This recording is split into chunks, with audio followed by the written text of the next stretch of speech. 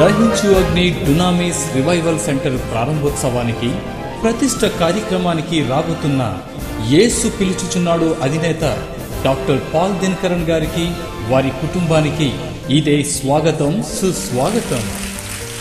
ఫిబ్రవరి 7వ తేదీ సాయంత్రం 5:30 గంటలకు జరిగే ప్రత్యేకమైన కూడికలో డాక్టర్ పాల్ దినకరన్ గారు దహించు అగ్ని డునామిస్ రివైవల్ సెంటర్ కు ప్రతిష్ట చేయడమే కాక వాక్య పరిచర్య చేసి ప్రార్థించనున్నారు. ఈ ప్రత్యేకమైన కూడిక జరుగు స్థలం కాటవరం గ్రామం, సీతానగరం మండలం, తూర్పుగోదావరి జిల్లా.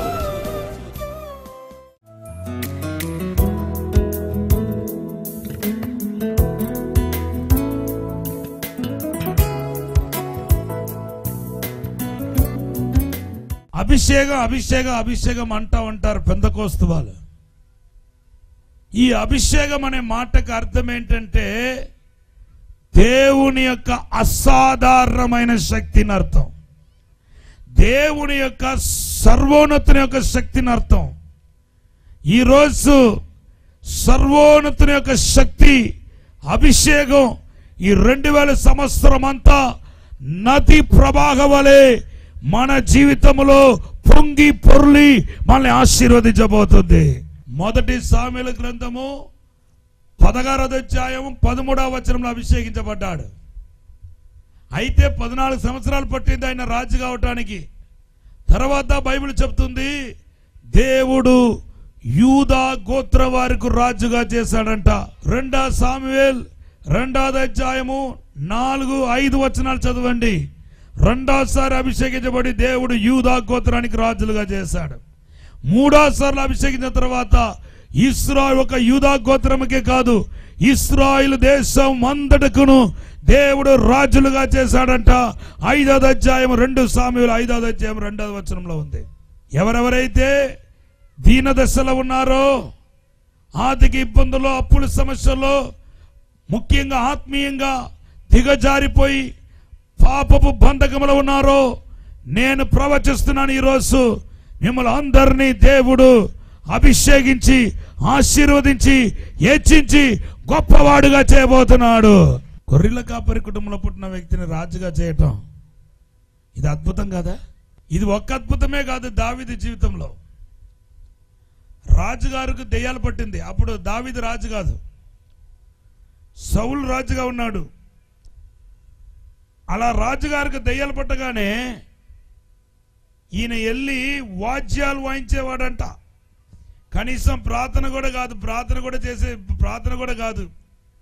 వాద్యాలు వాయిస్తూ ఉంటే సౌలును పట్టిన, సౌలును విడవడలాడిపిస్తున్న ఆ అపవిత్రమైన దురాత్మ పారిపోయేదంట.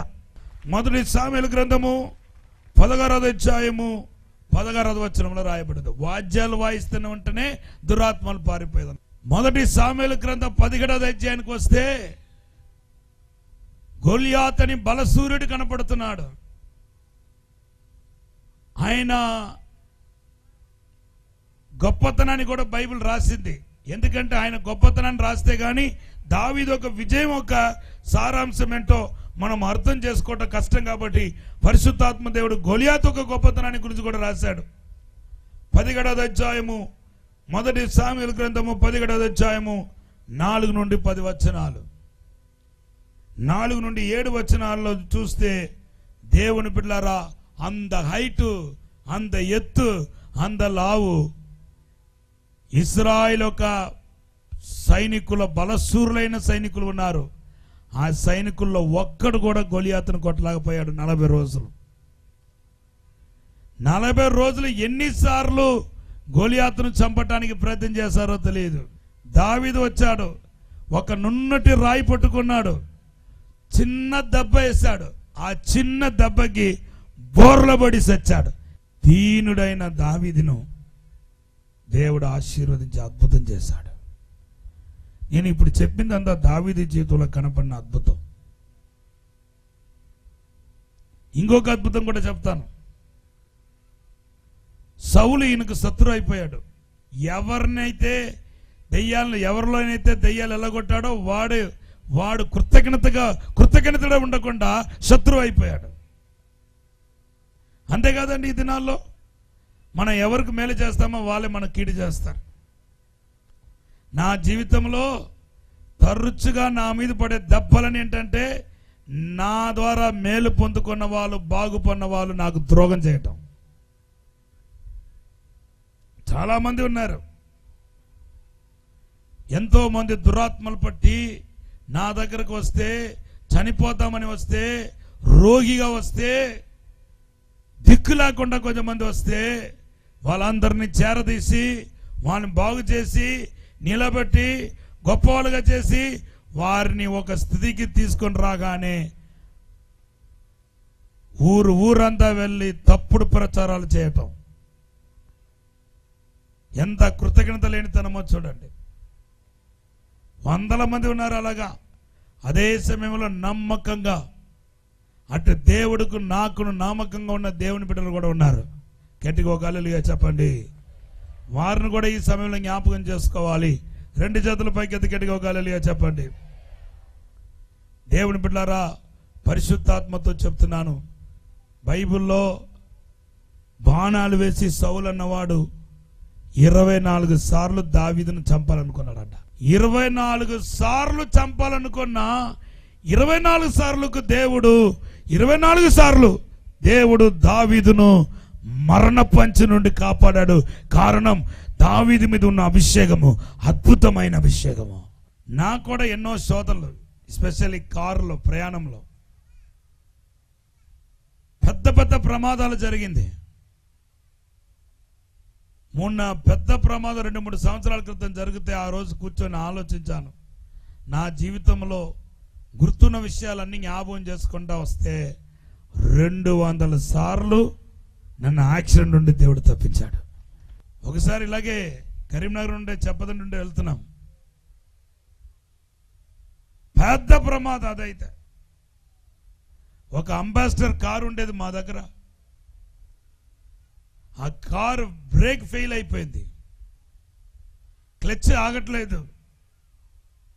ఆ డ్రైవింగ్ చేసిన వాడు కూడా మోటోడు. ఇంక అటు ఇటు తిప్పి ఇంక ప్రాణం పోయింది అనుకున్నాం. ఎందుకంటే ఎదురు లారీలు వస్తున్నాయి, వెనకాల లారీలు వస్తున్నాయి. దేవుడు క్షణంలో అద్భుతంగా కాపాడాడు. 200 సార్లు.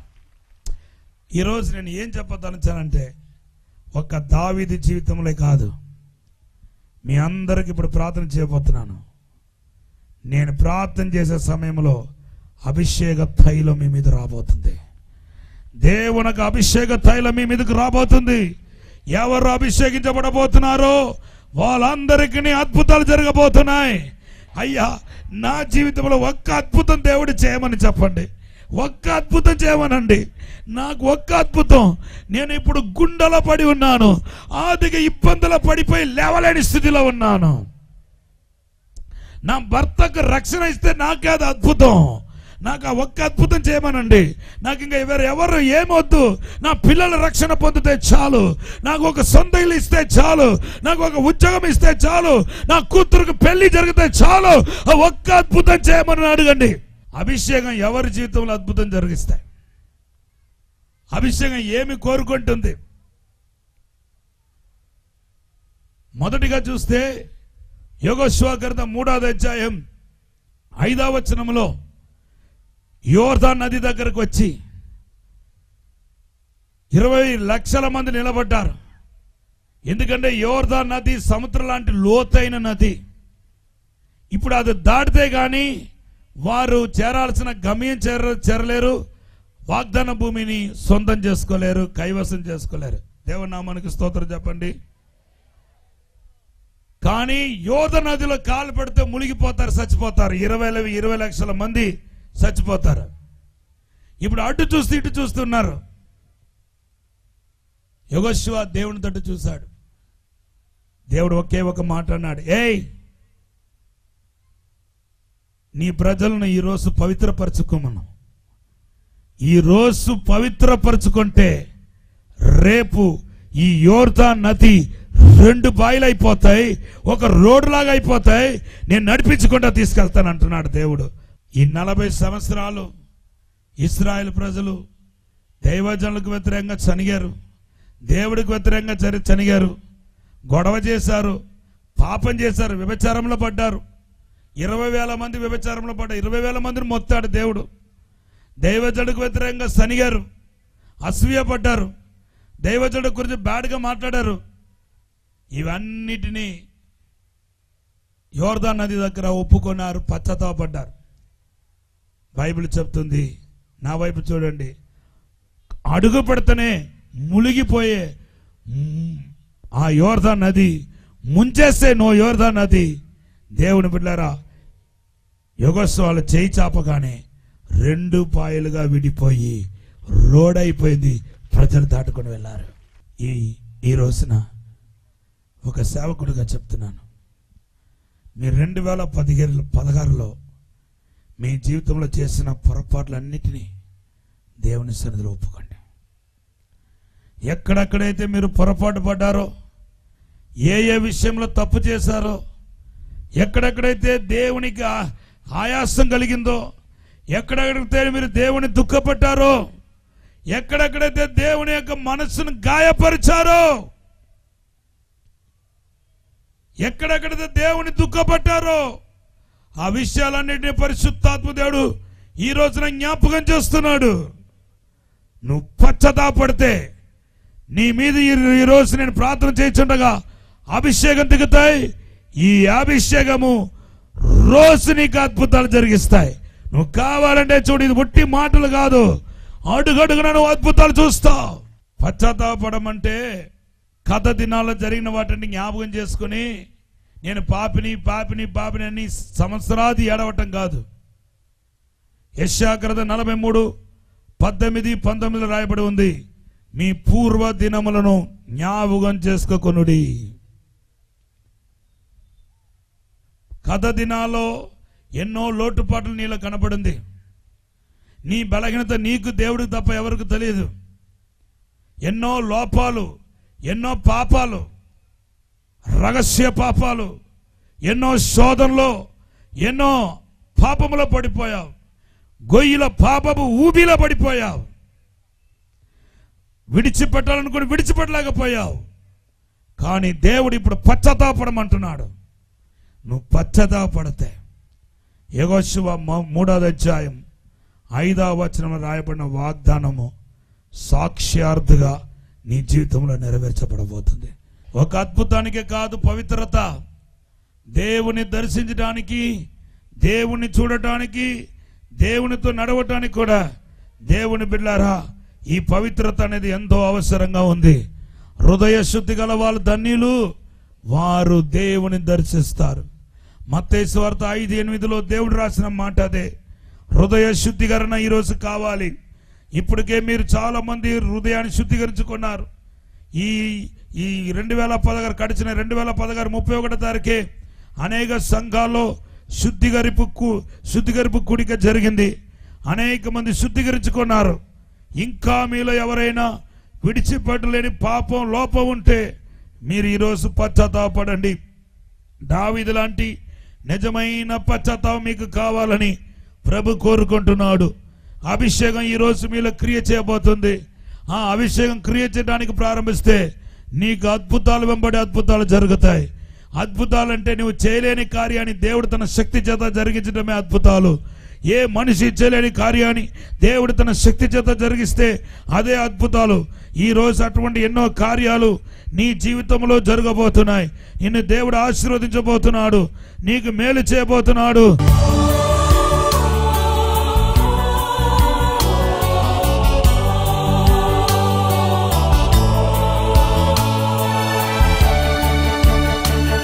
పరిశుద్ధము నమ్మకమైన పరలోక తండ్రి, మా జీవితాల్లో అడుగడుగున అద్భుతాలతో నిండును గాక, దేవుని ప్రసన్నముతో నింపబడిన గాక, దేవునికి సూచక్రియలు మాత్కారాలు జరిగిన గాక, మా జీవితాన్ని ధన్యకరంగా ఆశీర్వాదకరంగా చేయమని అడుగుతున్నాను. ప్రతి ఒక్కరి జీవితంలో అద్భుతాలు చేసే పరిశుద్ధాత్మ దేవుడు ఇప్పుడే దిగి వచ్చిన గాక, ఇప్పుడే విడుదల వచ్చిన గాక, ఇప్పుడే ఆశీర్వాదం వచ్చిన గాక, నెమ్మది, సమాధానం, సంతోషం కలిగిన గాక, ఇప్పుడే అద్భుతం జరిగిన గాక. యేసు నామములో ఇప్పుడే అద్భుతం జరిగించండి ప్రభా. స్వస్థత దయచేయండి ప్రభా. మహత్తరమైన కార్యం జరిగించండి ప్రభా.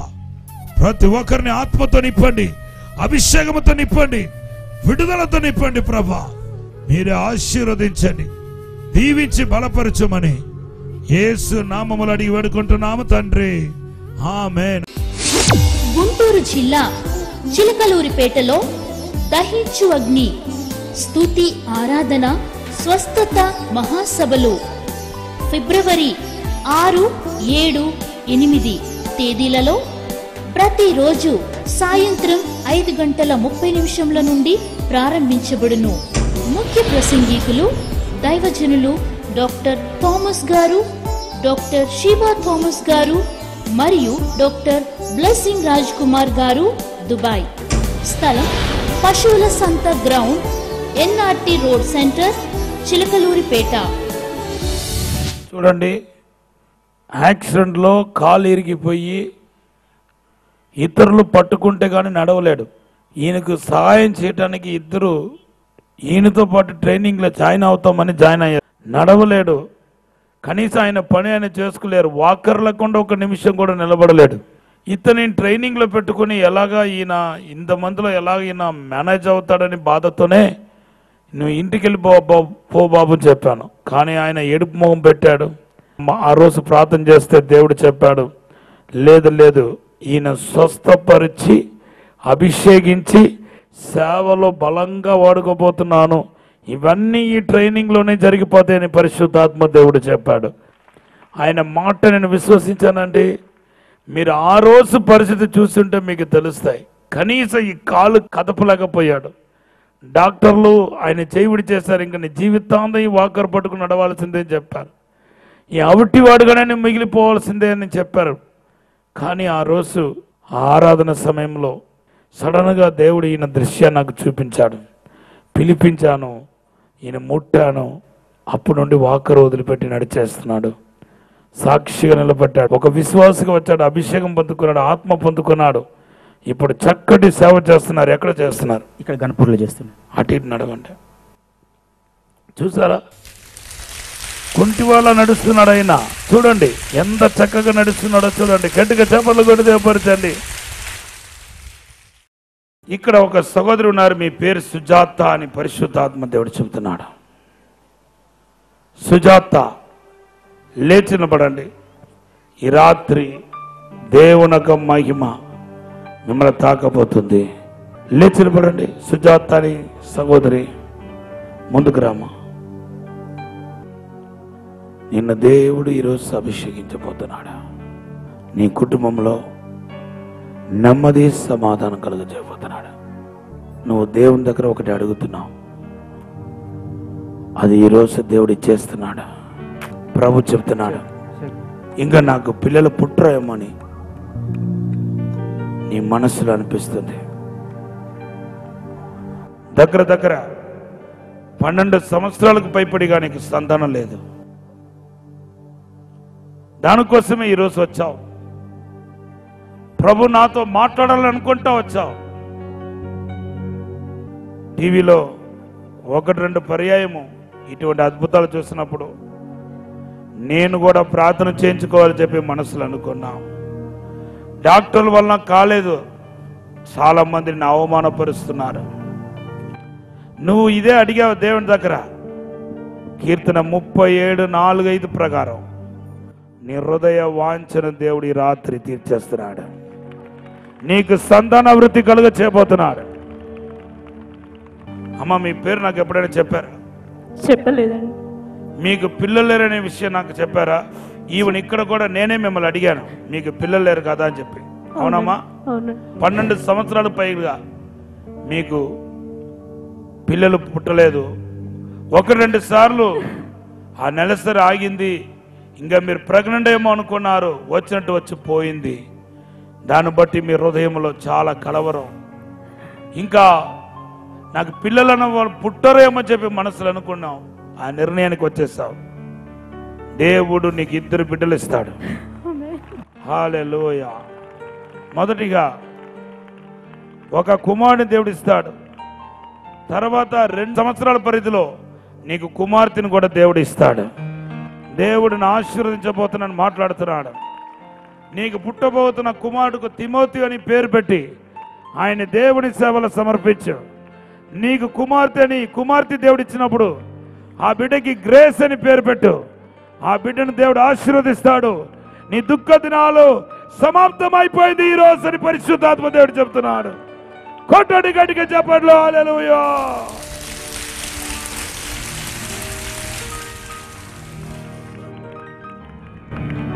అమ్మా సుజాత, మా టీంలో ఉన్న వాళ్ళు ఎవరికైనా నీ పేరు చెప్పావా? చెప్పలేదండి. మేము ఎవరైనా వచ్చి మీ దగ్గర పేరు అడిగామా? నువ్వేమైనా రాసి ఇచ్చావా? అడగలేదండి. ఎవరు నిన్ను పేరు పెట్టి పిలిచారు? దేవుడు పేరు పెట్టి. నీకు నాకు వ్యక్తిగతంగా పరిచయం ఉందా? లేదండి. ఎవరు నిన్ను పిలిచారు? నాలుండి ఎవరు పిలిచారు? దేవుడు మాత్రమే. నేను స్టేజ్ లో ఉండి ఎవరో ఒకరు సుజాతని పేరు పెట్టి పిలిస్తే నువ్వు రాకపోతే ఇంకొకరు వస్తారులే, ఎవరో ఒకరు వస్తారులే అనుకోవచ్చు. నేను నీ పక్కన నిలబడి సుజాత నువ్వు లేవు, నీకు పిల్లలు లేరు అని దేవుడు మాట్లాడటం, అంత స్పష్టంగా స్పెసిఫిక్గా మాట్లాడటం, ఇది దేవుని ఆత్మకార్యం తప్ప ఇంక వేరే ఏమీ లేదు. గట్టిగా చప్పట్లు కొడితే పరిచయం. హల్లెలూయా. మీ పేరేంటమ్మా? నా పేరు అరుణ. మీకేంటి ప్రాబ్లం? నాకు ఇక్కడ చెస్ట్ దగ్గర గడ్డల్లాగా ఉండేది, రెండు సైడ్లు ఉండేది. ఇప్పుడమ్మా కరిగిందా? తగ్గిపోయింది. మెత్తపడిందా? ఎవరు బాగు చేస్తారు? చూడండి, రెండు ఛాతీలో ఈ సహోదరికి పెద్ద గడ్డ ఉందంట. ఇప్పుడు ప్రార్థనలో కరిగిపోయిందని సాక్ష్యం ఇస్తున్నారు. కొట్టండి గట్టిగా చెప్పండి హల్లెలూయా. చెప్పు నాన్న. దేవుని నామానికి స్తోత్రములు. మా అమ్మకు మా నాన్నకు కూడా ఎయిడ్స్ వచ్చేసింది. తర్వాత నాకు కూడా వచ్చేసింది.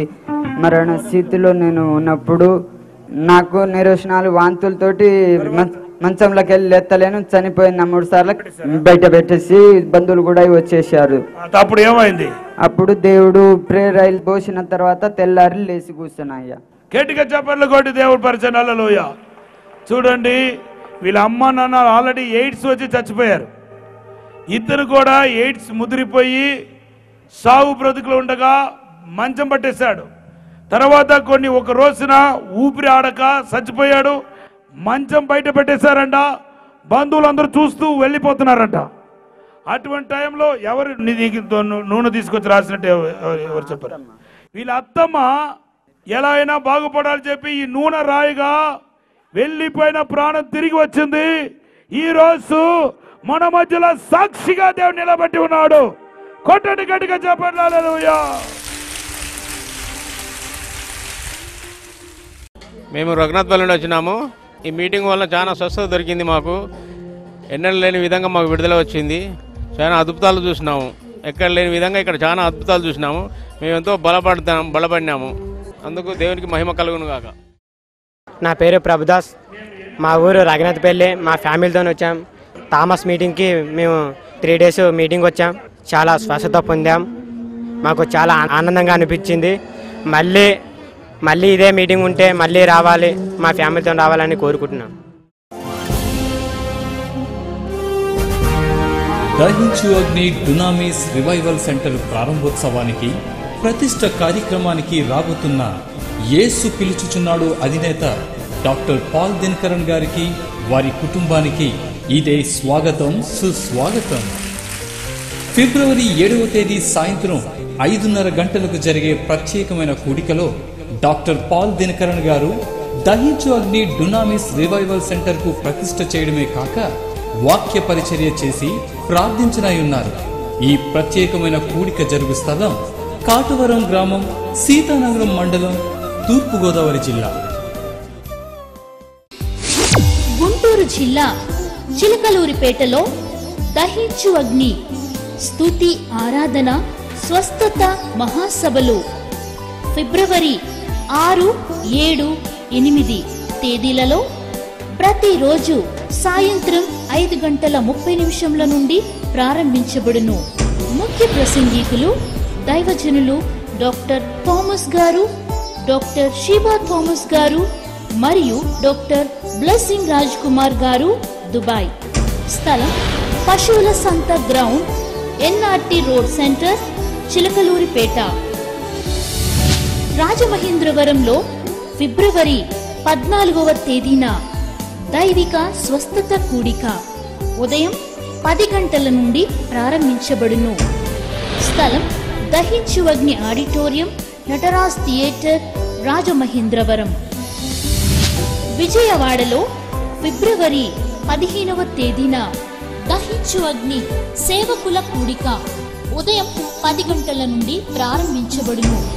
స్థలం కందుకూరి కళ్యాణ మండపం, జింకానా గ్రౌండ్స్, విజయవాడ. విజయవాడలో ఫిబ్రవరి 15వ తేదీన సంపూర్ణ రాత్రి ప్రార్థన కూడిక రాత్రి 8 గంటల నుండి ప్రారంభించబడును. స్థలం కందుకూరి కళ్యాణ మండపం, జింకానా గ్రౌండ్స్, విజయవాడ. పశ్చిమ గోదావరి జిల్లా కోమటితిప్పలో దహించు అగ్ని రక్షణ సువార్త స్వస్థత మహాసభలు ఫిబ్రవరి 16, 17 తేదీలలో ప్రతిరోజు సాయంత్రం 6 గంటల నుండి ప్రారంభించబడును. స్థలం జవ్వాది సత్యనారాయణ గారి గ్రౌండ్ నందు, కోమటితిప్ప. సికింద్రాబాద్ లో ప్రతి శనివారం అద్భుత ఆశీర్వాదమైన కూడిక సాయంత్రం 5:30 నుండి రాత్రి 8:30 వరకు జరుపబడును. ఈ ఆశీర్వాద కూడిక జరుగు స్థలం మహబూబ్ కాలేజ్ గ్రౌండ్స్, సికింద్రాబాద్. రాజమహేంద్రవరంలో దహించు అగ్ని ఆడిటోరియంలో అభిషేక ఆదివారపు ఆరాధన ఉదయం 9 గంటల నుండి ప్రారంభించబడును. మీ ప్రార్థన అవసరతల కొరకు సంప్రదించండి 8019166668, 8019766668. ఈ కార్యక్రమాన్ని చూసి మీరు ఆశీర్వదించబడినట్లయితే దహించు అగ్ని టీవీ పరిచర్యకు సహకరించండి.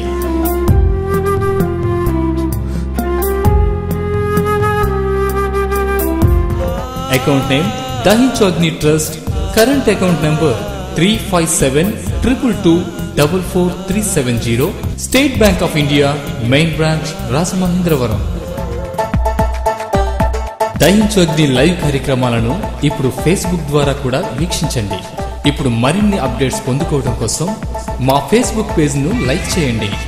www.facebook.com/దహించు అగ్ని.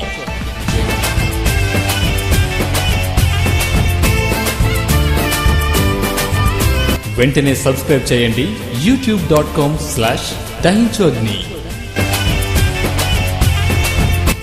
మరిన్ని వివరాలకు www.dahinchagni.in వెబ్సైట్ కు లాగిన్ అవ్వండి. మా address doctor Thomas Dahinchu Agni ministries, Tummalava, Rajamahendravaram, East Godavari district, Andhra Pradesh, South India.